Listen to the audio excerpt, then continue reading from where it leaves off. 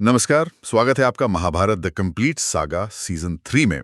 आज हम उद्योग पर्व के उस मोड़ पर खड़े हैं जहां शांति की आखिरी कोशिश भी दम तोड़ चुकी है। बिल्कुल।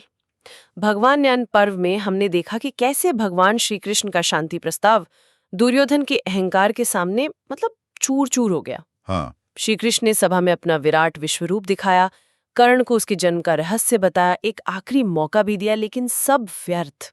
तो हस्तिनापुर से शांति दूत खाली हाथ लौट आए। अब हवा में शांति नहीं, युद्ध की गंध है। और इसी गंध के साथ शुरू होता है सैन्य निर्याण पर्व। निर्याण यानी प्रस्थान। ये वो अध्याय है जहां दोनों पक्ष अपनी विशाल सेनाओं को इकट्ठा कर इतिहास के सबसे बड़े युद्ध क्षेत्र कुरुक्षेत्र की ओर कूच करते हैं। तो चलिए इस महा मोबिलाइजेशन के पीछे की स्ट्रैटेजी, साइकोलॉजी और लॉजिस्टिक्स पर एक गहरी नजर डालते हैं। तो सारे डिप्लोमेटिक रास्ते बंद होने के बाद पांडवों का पहला कदम क्या था? किसी भी सेना के लिए सबसे जरूरी होता है उसका सेनापति। हाँ, उसका लीडर। ये सिर्फ एक पद नहीं, ये सेना का मनोबल और दिशा तय करता है। पांडवों ने ये जिम्मेदारी किसे सौंपी? उन्होंने ये जिम्मेदारी धृष्टद्युम्न को सौंपी। और ये फैसला सिर्फ योग्यता पर आधारित नहीं था, इसमें नियति का एक बहुत बड़ा संकेत था। नियति का संकेत? वो कैसे? देखिए, धृष्टद्युम्न का जन्म ही यज्ञ की अग्नि से द्रोणाचार्य का वध करने के लिए हुआ था। अच्छा। ये बात सब जानते थे, खासकर द्रोणाचार्य खुद। तो ये सिर्फ एक मिलिट्री अपॉइंटमेंट नहीं थी, ये एक साइकोलॉजिकल दांव था। मतलब युद्ध शुरू होने से पहले ही कौरवों के सबसे बड़े आचारों में से एक के मन में ये बात डाल दी गई कि उनकी मृत्यु का कारण उनके सामने खड़ा है। बिल्कुल, ये तो बहुत बड़ा साइकोलॉजिकल ब्लो है। हर बार जब द्रोणाचार्य युद्ध में धृष्टद्युम्न को देखते होंगे, उन्हें अपनी नियति याद आती होगी। वाकई। खैर, सेनापति चुनने के बाद 7 अक्षौहिणी सेना का कुरुक्षेत्र की ओर चलना, ये दृश्य तो कल्पना से भी परे है। कल्पना से परे, बिल्कुल। और यहाँ अक्षौहिणी शब्द को समझना बहुत जरूरी है, तभी हम इस युद्ध के स्केल को समझ पाएंगे। हाँ, ये आंकड़े हमेशा चौंकाते हैं। एक अक्षौहिणी सेना का मतलब है 21,870 रथ, 21,870 हाथी, 65,610 घुड़सवार और 1,09,350 पैदल सैनिक। बाप रे, ये आंकड़े तो दिमाग हिला देने वाले हैं। मतलब पांडवों की 7 अक्षौहिणी सेना में लाखों सैनिक थे। लाखों।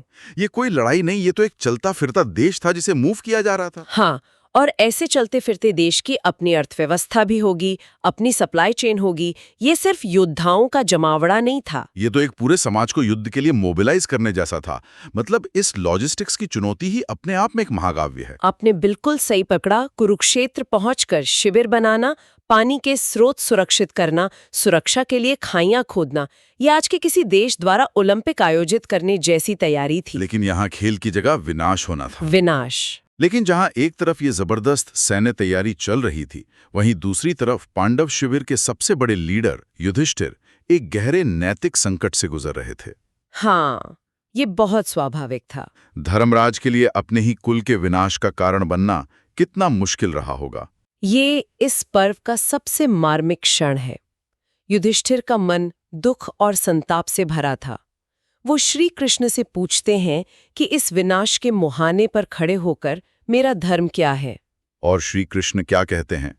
तब श्री कृष्ण उन्हें बहुत दृढ़ता से याद दिलाते हैं कि जब अन्याय अपनी पराकाष्ठा पर पहुंच जाए, तब न्याय के लिए शस्त्र उठाना ही क्षत्रिय का परम कर्तव्य है। अर्जुन ने भी शायद यही कहा होगा। हाँ, अर्जुन भी श्री कृष्ण की बात का समर्थन करते हुए युधिष्ठिर को उनके साथ हुए अपमान और अन्याय की याद दिलाते हैं। और इसी उथल पुथल के बीच एक और महाशक्ति पांडव शिविर में प्रवेश करती है, बलराम जी। जब हर एक योद्धा की जरूरत थी, तब उनका आना तो बहुत बड़ी बात रही होगी। हाँ, उनका आना एक बड़ी घटना थी, लेकिन उनका फैसला उससे भी बड़ी घटना थी। मतलब? बलराम जी का मन इस कुल नाश को देखकर बहुत दुखी था। वो दुर्योधन और भीम दोनों को अपना शिष्य मानते थे। वो इस भाई भाई के युद्ध का हिस्सा नहीं बनना चाहते थे। तो उन्होंने क्या किया? इसलिए उन्होंने अपनी न्यूट्रलिटी यानी तटस्थता की घोषणा की और तीर्थ यात्रा पर निकल गए। अच्छा। ये एक बहुत बड़ा सांकेतिक क्षण था, जो दिखा रहा था कि ये युद्ध इतना भयानक होने वाला है कि धर्म और अधर्म के बीच खड़े कुछ महान लोग भी इससे दूर हो जाना ही बेहतर समझ रहे हैं। तो एक तरफ पांडव खेमे में सैन्य तैयारी के साथ साथ एक गहरा नैतिक और फिलोसॉफिकल मंथन चल रहा है। जी क्या कौरवों के शिविर में भी ऐसी ही कोई उथल-पुथल थी या वहां का माहौल बिल्कुल अलग था? बिल्कुल अलग। जहां युधिष्ठिर के मन में शंका थी, वहीं दुर्योधन के मन में सिर्फ आत्मविश्वास और जीत का नशा था। उसे कोई नैतिक दुविधा नहीं थी। कोई नहीं। श्री कृष्ण के जाने के तुरंत बाद उसने अपनी 11 अक्षौहिणी सेना को कुरुक्षेत्र की ओर बढ़ने का आदेश दिया। उसके लिए ये धर्म युद्ध ने बल्कि सत्ता का युद्ध था। जिसे वो हर कीमत पर जीतना चाहता था। हर कीमत पर। 11 अक्षौहिणी सेना यानी पांडवों से कहीं ज्यादा। इस विशाल सेना को उसने मैनेज कैसे किया? उसके पास तो एक से बढ़कर एक महारथी थे जिनके अपने अपने ईगो थे। दुर्योधन ने यहाँ एक कुशल प्रबंधक की भूमिका निभाई। उसने अपनी सेना को अलग अलग डिविजन्स में बांटा और हर अक्षौहिणी के लिए एक सेनापति नियुक्त किया। द्रोणाचार्य, शल्य, कृपाचार्य, जयद्रथ। लेकिन सबसे बड़ा सवाल था, इस पूरी सेना का सुप्रीम कमांडर कौन होगा? बिल्कुल, ये सबसे बड़ा सवाल था। दुर्योधन के पास विकल्पों की कमी नहीं थी। गुरु द्रोण थे, उसका परम मित्र कर्ण था। फिर भीष्म को ही क्यों चुना? क्या ये सबसे अच्छा सैन्य निर्णय था या इसके पीछे कोई राजनीतिक मजबूरी थी? ये एक बहुत बड़ा रणनीतिक और राजनीतिक दांव था। आप कह सकते हैं कि दुर्योधन यहाँ एक सीईओ की तरह नहीं, बल्कि एक ऐसे इनसिक्योर फाउंडर की तरह काम कर रहा है जिसे पता है कि उसकी टीम में उससे भी ज्यादा काबिल लोग हैं। ये तो बड़ा दिलचस्प पर्सपेक्टिव है। भीष्म, द्रोण, कर्ण, ये सब अपने आप में एक इंस्टीट्यूशन थे। दुर्योधन की सबसे बड़ी चुनौती इन्हें एक साथ लेकर चलना था। और भीष्म वो कड़ी बन सकते थे। हाँ, भीष्म कुरुवंश के सबसे सम्मानित सदस्य थे। एक महान योद्धा जिन्हें इच्छा मृत्यु का वरदान था। उन्हें सेनापति बनाने से इन सभी महारथियों को एक धागे में पिरोने की कोशिश की गई, भले ही वो धागा कितना ही कमजोर क्यों ना हो। तो ये एक तरह से सबको एकजुट रखने का तरीका था।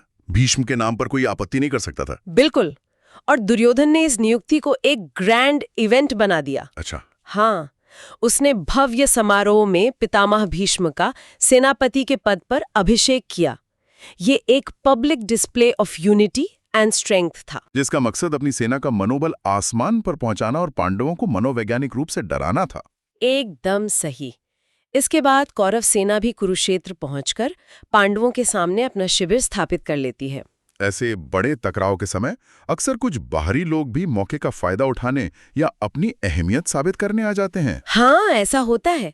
एक ऐसा ही दिलचस्प किरदार रुक्मी युद्ध में अपनी भूमिका तलाशने आता है। हाँ, रुक्मी जो श्री कृष्ण की पत्नी रुक्मिणी का भाई था। उसकी कृष्ण और अर्जुन दोनों से पुरानी प्रतिद्वंदिता थी। तो वो किसके पास गया? वो बड़े अहंकार के साथ पहले पांडवों के शिविर में गया और अर्जुन से कहा, तुम लोग कौरवों से डर रहे हो, मुझसे मदद मांगो, मैं तुम्हें वो विजय दिलाऊंगा जो कोई और नहीं दिला सकता। और क्या कहा उसने? बोला, मैं अकेले ही युद्ध जितवा दूंगा। मैं अर्जुन की जगह होता तो शायद सोचता, एक और महारथी, क्या बुराई है? उन्होंने इतने बड़े प्रस्ताव को इतनी आसानी से क्यों ठुकरा दिया? क्या ये उनका आत्मविश्वास था या अहंकार? उन्होंने कहा, हमारे पास भगवान श्री कृष्ण का मार्गदर्शन है, गुरु द्रोण और कृपाचार्य के आशीर्वाद से मिले दिव्यास्त्र हैं। हम अपनी शक्ति से ही विजय प्राप्त करेंगे, हमें किसी और की मदद नहीं चाहिए। ये जवाब तो रुक्मी के अहंकार पर एक चोट थी। जबरदस्त चोट। और वहां से निराश होके वो दुर्योधन के पास गया होगा, ये सोचकर कि शायद यहाँ उसकी दाल गल जाए। और दुर्योधन ने क्या किया? बिल्कुल, उसने वही प्रस्ताव दुर्योधन के सामने रखा। लेकिन दुर्योधन का अहंकार तो रुक्मी से भी बड़ा था। हाँ, ये तो है। उसने भी रुक्मी का अपमान करते हुए कहा, हमें तुम्हारी जरूरत नहीं है, मेरी सेना ही काफी है। ये घटना दिखाती है कि युद्ध से ठीक पहले दोनों ही पक्ष अपनी जीत को लेकर कितने आश्वस्त थे। बहुत ज्यादा। उन्हें किसी बाहरी मदद की जरूरत महसूस नहीं हो रही थी। ये कुछ वैसा ही है जैसे आज 2 बड़ी टेक कंपनियां किसी घमंडी फ्रीलांसर को मना कर दें, क्योंकि उन्हें अपनी वर्ल्ड क्लास टीम पर पूरा भरोसा है। तो अब दोनों सेनाएं आमने सामने खड़ी हैं, सेनापति चुने जा चुके हैं, बाहरी हस्तक्षेप को खारिज कर दिया गया है, मंच कुरुक्षेत्र में पूरी तरह सज चुका है। जी। लेकिन कहानी हमें एक बार फिर वापस हस्तिनापुर के महल में ले जाती है, उस अंधे राजा के पास जो इस पूरे विनाश का केंद्र है। हाँ, इस पर्व का आखिरी अध्याय धृतराष्ट्र और संजय के संवाद पर है।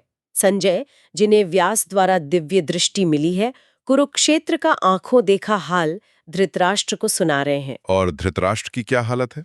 धृतराष्ट्र के सवालों में अब सत्ता का नशा नहीं, बल्कि हार का डर और एक पिता की चिंता साफ झलक रही है। अच्छा। वो बार बार पृथ्वी के बारे में, नदियों के बारे में, योद्धाओं के बारे में पूछ रहे हैं। उनके हर सवाल के पीछे एक अनकहा डर छिपा है। ये कितना त्रासद है। उन्हें संजय के जरिए दिव्य दृष्टि तो मिल गई, लेकिन दूरदृष्टि उनके पास कभी नहीं थी। बिल्कुल सही कहा।